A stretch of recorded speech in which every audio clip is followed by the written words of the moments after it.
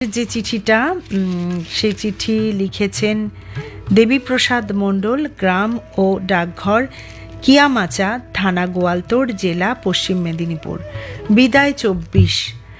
বিদায়ী বছরের ভোরে ক্যালেন্ডারের পাতা থেকে হারিয়ে যাবে আরও একটি বছর, কিন্তু ইতিহাসের পাতায় বা জীবনের খাতায় সত্যি কি হারিয়ে যাবে 24?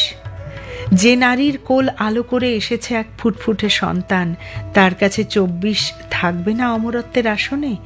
দীর্ঘ টাল বাহানার পর যারা ঘর বাঁধতে পেরেছে, তাদের কাছে কি 24 বিশেষ মর্যাদা পাবে না?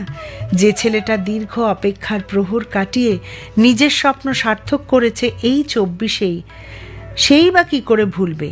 এই 24-এই যাদের মাথা থেকে সরে গেছে আশীর্বাদের হাত, কিংবা জীবন আকাশ অনন্ত হারিয়ে গিয়েছে, তাদের পক্ষে ভুলে থাকা কি সম্ভব? সমাজ জীবনে 24 এমন কিছু ঘটনার মুখোমুখি হয়েছে যার রেশ সহজে কাটবে না।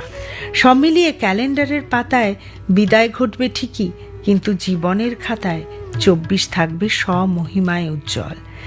দেবীপ্রসাদ মণ্ডল, পোস্ট অফিস ও ডাকঘর, কিয়ামাচা, গোয়ালতোড়, পশ্চিম মেদিনীপুর।